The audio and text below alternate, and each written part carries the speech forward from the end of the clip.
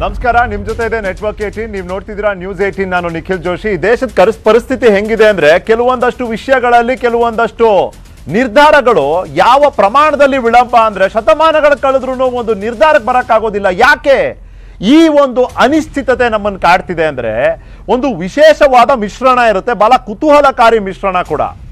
ಜಾತಿ, ಧರ್ಮ, ಧಾರ್ಮಿಕ ನಿಯಮ ಮತ್ತೆ ಸಮಾಜದ ನಿಯಮಗಳು ಇದೆಲ್ಲ ಸೇರಿ ಒಂದಾಗಿ ಅದ್ರ ಜೊತೆ ಒಂದಷ್ಟು ರಾಜಕೀಯದ ಬೆರಿಕೆ ಆದಾಗ ಅದು ಅನಿಶ್ಚಿತತೆಗೆ ಹೇಳಿ ಮಾಡಿಸ್ತಂತ ಒಂದು ಸೂತ್ರ.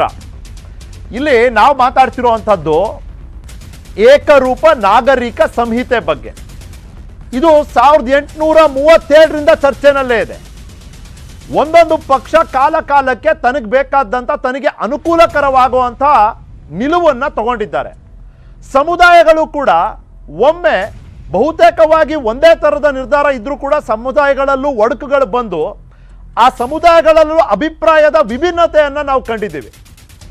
ಇಂಥ ಒಂದು ಪರಿಸ್ಥಿತಿಯಲ್ಲಿ ಇವತ್ತಿನ ಪ್ರಪಂಚ, ಈ ಪ್ರಪಂಚದ ಆಗುಹೋಗುಗಳನ್ನ ಪರಿಗಣನೆಗೆ ತೆಗೆದುಕೊಂಡು ದೇಶದ ಐಕ್ಯತೆ, ಆ ಐಕ್ಯತೆಯ ಭವಿಷ್ಯದ ದೃಷ್ಟಿಯಿಂದ ದೇಶದಲ್ಲಿ ಏಕರೂಪ ನಾಗರಿಕ ಸಂಹಿತೆ ಬರಬೇಕಾ ಬೇಡವಾ ಅನ್ನೋದು ಪ್ರಶ್ನೆ.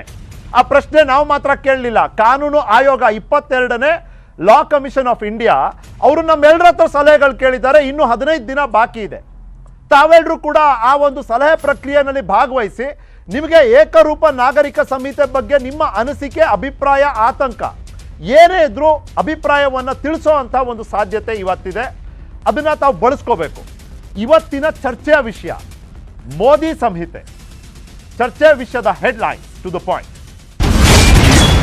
ಸಮಾನ ನಾಗರಿಕ ಸಂಹಿತೆಯ ಬಗ್ಗೆ ಸಲಹೆ ಪ್ರಕ್ರಿಯೆ ಶುರು ಮಾಡಿದ ಕೆಲವೇ ದಿನಗಳಲ್ಲಿ ಪ್ರಧಾನಿ ಮೋದಿಯ ಸಂಹಿತೆ ಉಲ್ಲೇಖ ವಿಶೇಷ ಅರ್ಥ ಪಡೆದುಕೊಂಡಿದೆ.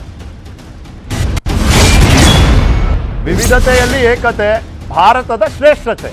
ಏಕತೆಗಾಗಿ ಏಕರೂಪ ಸಂಹಿತೆ ಎಂಬುದು ಬಿಜೆಪಿಯ ವಾದ. ಕೆಲ ಸಮುದಾಯಗಳನ್ನ ಗುರಿಯಾಗಿಸಿ ಸಂಹಿತೆಯನ್ನ ಜಾರಿ ಮಾಡ್ತಿದೆ ಬಿಜೆಪಿ ಎಂಬುದು ಕೆಲ ರಾಜಕೀಯ ಪಕ್ಷಗಳು ಮತ್ತೆ ಸಂಘಟನೆಗಳ ಆರೋಪ, ಆತಂಕ. ಏಕರೂಪ ನೀತಿ ಸಂಹಿತೆಯ ಅವಶ್ಯಕತೆ, ಉಪಯೋಗ, ಉದ್ದೇಶ ಮತ್ತು ಪರಿಣಾಮಗಳ ಸೇರಿದಂತೆ ಹಲವಾರು ವಿಷಯಗಳ ಬಗ್ಗೆ ತಮ್ಮ ಅಭಿಪ್ರಾಯ ಕಾನೂನು ಆಯೋಗಕ್ಕೆ ತಿಳಿಸಲು ಅವಕಾಶ ಕಲ್ಪಿಸಲಾಗಿದೆ.